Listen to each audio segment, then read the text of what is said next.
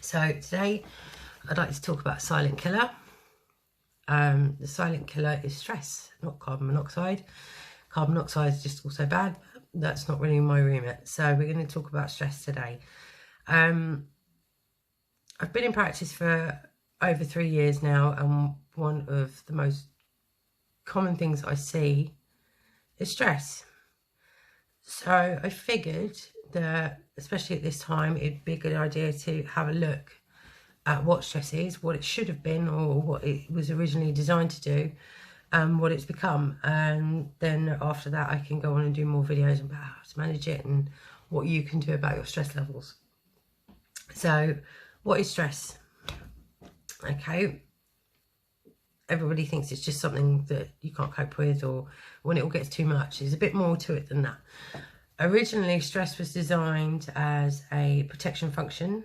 So for example, if you were encountering a predator, in modern terms, something like a mugger or a car about to run you over, anything like that, it basically alerts you as a danger. Your amygdala in your brain, it emotionally processes that and alerts you to a danger, which then sends signals to the hypothalamus of the brain. I know this is very technical jargon, but it's good to understand it.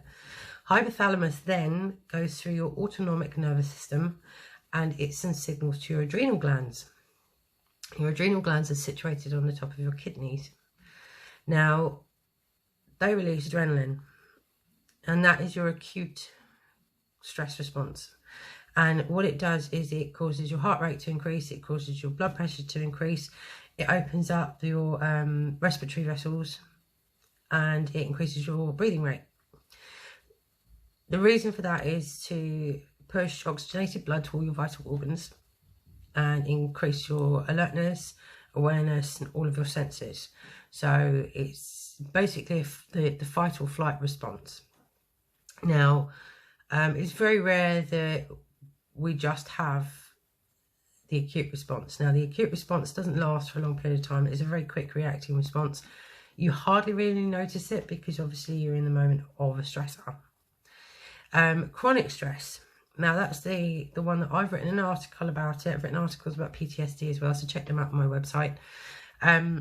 Chronic stress is when it basically engages when the adrenaline levels start to subside, and your hypothalamus then sends a hormone to your pituitary gland in your brain, and your pituitary then sends a hormone to your adrenals. So it's not going through your nervous system, it's neurotransmitter chemicals.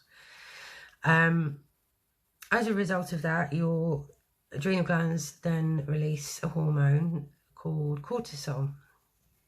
Now, cortisol is a steroid hormone, much like estrogen, testosterone, progesterone. It's a steroid hormone, and it affects numerous things, not necessarily in a positive way, especially not over a long-term period.